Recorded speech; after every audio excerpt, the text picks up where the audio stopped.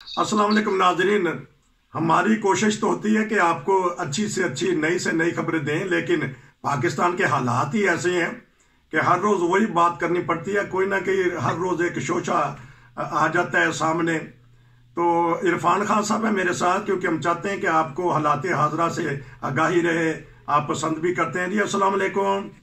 जी वालेकुम सलाम। सर वही फिर पाकिस्तानी हालात, आज भी हमारे वजीर आजम बोल रहे हैं, तोशा खाना के ऊपर बोल रहे हैं, और इस तरह दीगर मसाइल हैं हमारे उसमें, और जेल भरो तहरीक भी जारी है।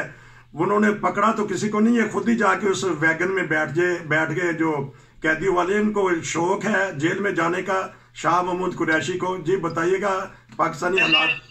जेल जाने का किसी को शौक नहीं होता, मकसद तो उनका ये है कि हुकूमत को फेल करें जी हर लिहाज से, जी क्योंकि हुकूमत दिन ब दिन कमजोर होती चली जा रही है। इंटरनेशनल प्रेशर ही इतना आ गया है माशी तौर पे कि हुकूमत से संभालना मुश्किल हो रहा है, और हर रोज एक नई कहानी जो है वो सामने आ जाती है। और इसलिए क्योंकि वो अपोजिशन है, तो वो जिस तरह उनकी हुकूमत को हटाया गया उनके तस्वर में भी नहीं था। अब वो ये चाहते हैं कि जिस तरह हमें हटा दिया गया, इसी तरह जो है मौजूदा हुकूमत है इसकी भी छुट्टी हो जाए और उसमें वो अपना किरदार अदा करें। आगे मुल्क का क्या बनेगा इसकी फिक्र किसी को नहीं है। अभी तक तो हम जो है वो IMF के शिकंजे से बाहर नहीं आ सके। वो रोज नए से नए मुतालबे जो है वो कर रहा है। अब वो इस बात के पीछे पड़ गए हुए हैं, जो इंटरनेशनल प्रेस बता रहा है कि भाई 200 मिलियन की आबादी का मुल्क है और उसमें सिर्फ 35 लाख आदमियों के टैक्स कार्ड जो है बने हुए हैं। वो ये कहते हैं कि ना ताजिर वहां के टैक्स देते हैं पाकिस्तान के, मतलब प्रॉपर टैक्स नहीं देते जितनी उनकी आमदनी है, जितनी वो सेल करते हैं। इस तरह मैरिज हॉल वाले हैं, उनका कोई सिस्टम नहीं है उनको चेक करने का कि हाँ भाई वो उनका सेल्स टैक्स सही है या नहीं सही है।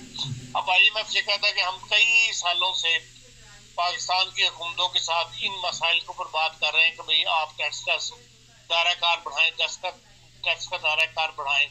850 बिलियन रुपए टैक्स जो है रेवेन्यू पाकिस्तान से इकट्ठा करना कोई बड़ी बात नहीं, जिस मुल्क की आबादी जो है वो 200 मिलियन हो। और किसी हुकूमत ने भी 850 बिलियन रुपए के वादे सबने किए हैं, लेकिन किसी ने भी 850 बिलियन इकट्ठे करके नहीं दिए टैक्स। तो इसलिए वो कहते हैं कि अब हमने फैसला किया हुआ है कि ऐसे इकदाम हुकूमत उठाएगी जिससे कि हमें 850 बिलियन की शोर हो कि सामने नजर आए कि हाँ ये पैसा हमें मिल जाएगा, तब हम IMF जो है वो पाकिस्तान की मजीद मदद करेगा, नहीं तो हम इस चक्कर में अब नहीं आना चाहते। और उसके लिए उन्होंने वो कहते हैं कि 2016 और 2017 के अंदर जो है पाकिस्तान जो था वो दुनिया की 24वीं बड़ी लार्जेस्ट इकोनॉमी था। अच्छा। और अब जो है वो 47वें नंबर पर आ गया है पिछले 5 साल के अंदर। और वो सब वो कहते हैं कि ये आपका जो निजाम है जमहूरियत का, सियासत का, रियासत को चलाने का निजाम जो है वो फेल होता चला जा रहा है, जिसकी वजह से पाकिस्तान पीछे जा रहा है। टेक्सटाइल जो है वो 1 बिलियन अब हर माह कम हो रही है एक्सपोर्ट उसकी टेक्सटाइल की, और 7 मिलियन वर्कर जो है वो कहते हैं टेक्सटाइल फील्ड से निकाले जा चुके हैं, जिसको कंफर्म किया है all Pakistan textile mills association के सदर ने भी। और वो ये कहते हैं जो सदर साहब है कि भाई हमारी जितनी सलाहियत है पाकिस्तान में टेक्सटाइल की प्रोडक्शन की, उससे इस वक्त 50% पर काम हो रहा है। फैसिलिटीज है 50% हम इस्तेमाल कर रहे हैं, 50% इस्तेमाल नहीं कर रहे, इसलिए कि हमारे पास बिजली नहीं है, हमारे पास गैस महंगी है, गैस की सप्लाई रुक जाती है। इन सारी बातों की वजह से ये है। अब IMF ने एक तजवीज दी है पाकिस्तान की हुकूमत को, और अगर उसके ऊपर अमल हो गया तो फिर वो ये कहते हैं कि भाई आप जो गरीबों को सब्सिडी नहीं देते, अमीरों को सब्सिडी देते हैं, हम एक ऐसी स्कीम आपसे मुतारफ करवाते हैं जिससे अमीर फंसेगा, गरीब पे उसका बोझ नहीं पड़ेगा। मतलब वो ये कहते हैं कि जितने भी USA, Canada, south America, north America से सब ट्रेवल करेंगे पाकिस्तानी, उनसे 2,50,000 रुपए हर साल वसूल किए जाए। अच्छा। क्योंकि लोग अपनी फिक्स आमदनी नहीं बताते कि हमारी इनकम क्या है, हम क्या कमा रहे हैं, उसको छुपा लेते हैं और टैक्स पूरा नहीं देते। इसलिए उन्होंने ये स्कीम मुतारफ करवाई है कि भाई USA, Canada, south America, north America जो भी जाएगा वो आदमी अगर पाकिस्तानी पासपोर्ट होल्डर है वो 2,50,000 रुपए साल के गवर्नमेंट को टैक्स देगा। इस तरह जो यूरोपियन जाने वाले हैं, यूरोपियन ममालिक में जाने वाले हैं, ऑस्ट्रेलिया, न्यूजीलैंड, फार ईस्ट, वो 1,50,000 रुपए जो है उनसे गवर्नमेंट जो है टैक्स लेगी।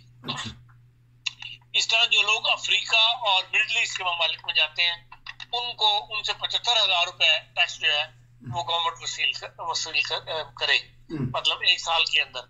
अब ये एक स्कीम जो है, अब इसके फायदे भी हैं, इसके नुकसान भी हैं। एक तो ये है कि IMF को चेक करना आसान होगा।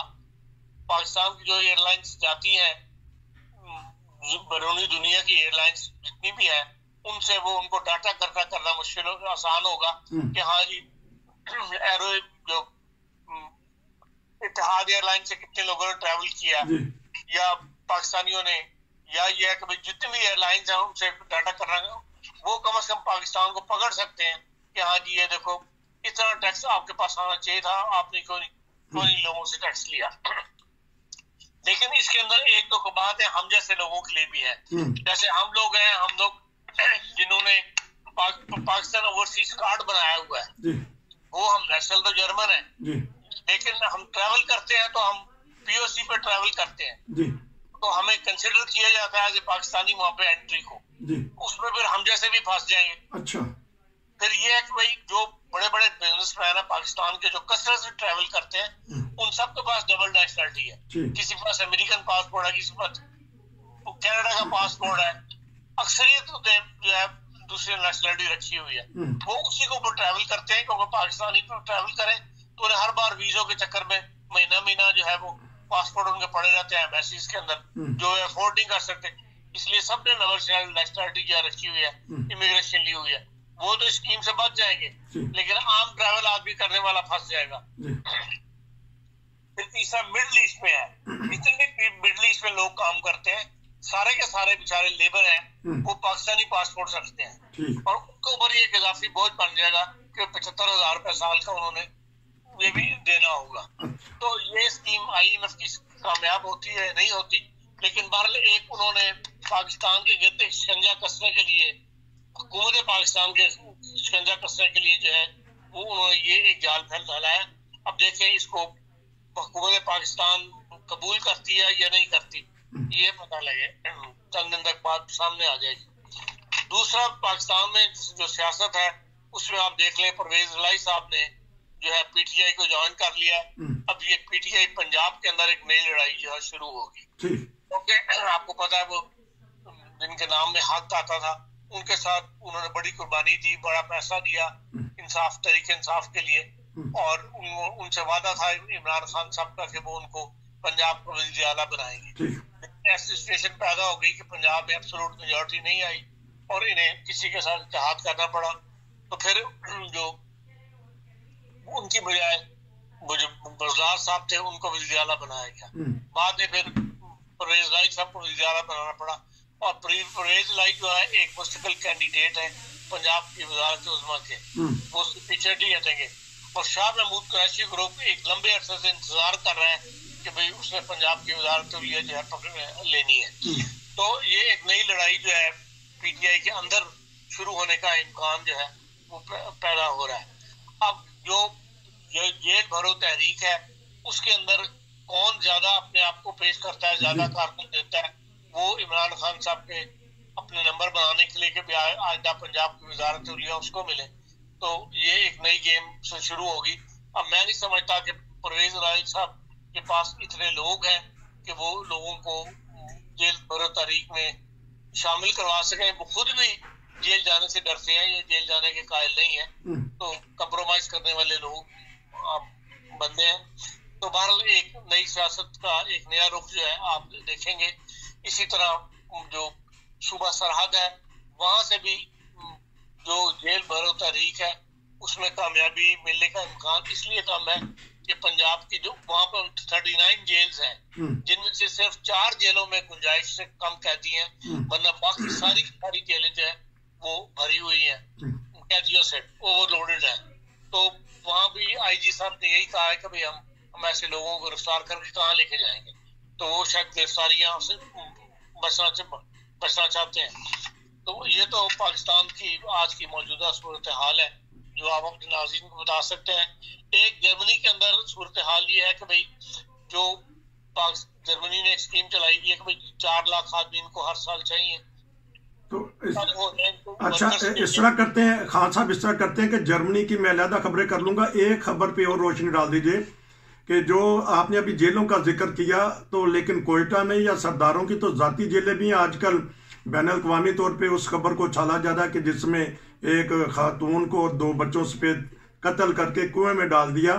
وہ لڑائی اب لڑی جا رہی ہے، کوئی بچانے والے آ رہے ہیں. وہ لڑائی ہے، وہ بلوچستان کے ہر جو سردار ہے اس کی اپنی ایک جیل ہے. اس میں کوئی ساری دنیا کو پتا ہے اور ریاست کو بھی پتا ہے، چاہے وہ نواز شریف صاحب اس وقت وزیر اعظم ہو یا زرداری صاحب ہو، ان کے آگے کسی کی پیش نہیں چلتی. ان میں آپس میں جب کوئی جھگڑا ہوتا ہے یا آپس میں کوئی کلاش پیدا ہوتا ہے پھر یہ باتیں باہر آنی شروع ہو جاتی ہیں. اب ان کے عبد الرحمان کسان جو ہے، ان کے بیٹا جو انعام ہے، اس کے ساتھ کوئی ان کی چپکلش چلی ہے باپ بیٹے کے اندر، تو اب بیٹے نے یہ اپنے باپ کے خلاف یہ اقدامات اٹھانے شروع کیا، اس بات کو باہر نکالنے شروع کیا.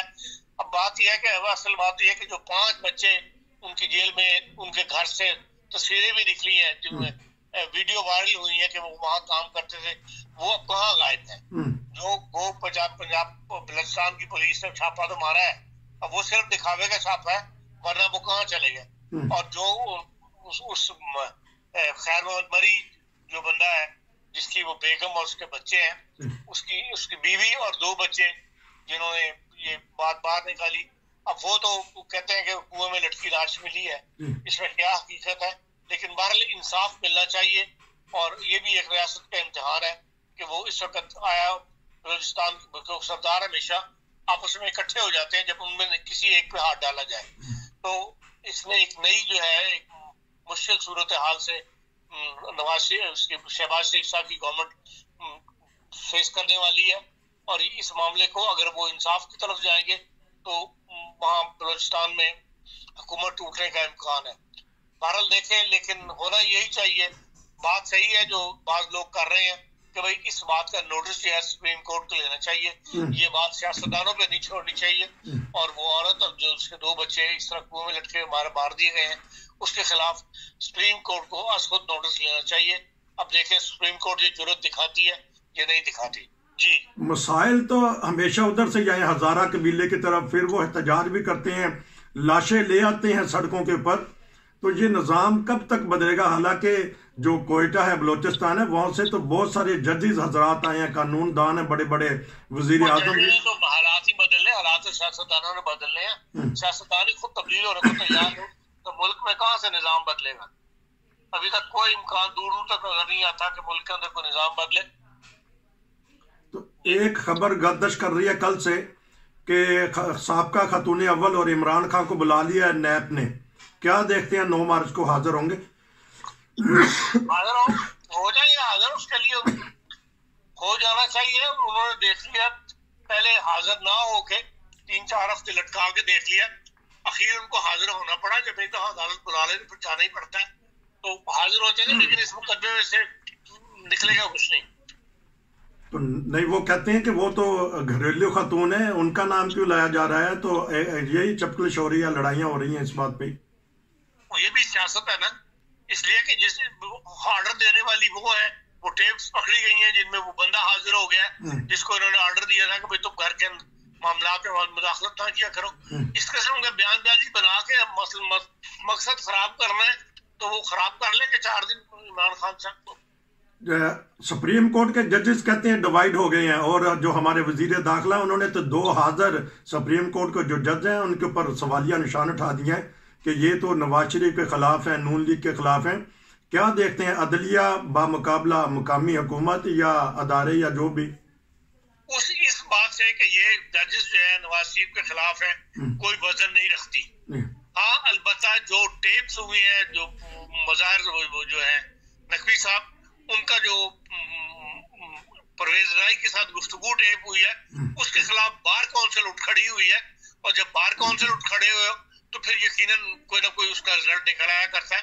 اب بار کونسل والے اس میں چاہتے ہیں کہ بھی اس ججز کو استعفیٰ دینا چاہیے یا اس کے خلاف جو ہے وہ سپریم جوڈیشل کونسل اس میں ریٹ دائر کی جائے, اور یہ خود ہی دائر کریں گے. اور یہ ایک لڑائی کا امکان موجود ہے کہ اس میں سپریم کورٹ میں ایک کے خلاف, ایک جج کے خلاف اگر انکوائری ہو رہی ہو تو بہرحال ایک اچھی صورتحال نہیں ہوتی, اور اس سے یہ ہے کہ بھائی مقدمات پہ بھی اثر پڑتا ہے, لیکن اس سے سپریم کورٹ بدنام ہوتی ہے اور بدنامی کا رستہ جو ہے کھل گیا. بدنامی کا رستہ کھل گیا. پاکستان میں ہر ادارہ ایک دوسرے کو بدنام کر رہے ہیں. ناظرین, یہ تھا آج کا تبصرہ. انشاءاللہ ہم دوبارہ آپ سے ملیں گے نئے تبصرے کے ساتھ. نصیر کو اجازت دیجیے. السلام علیکم.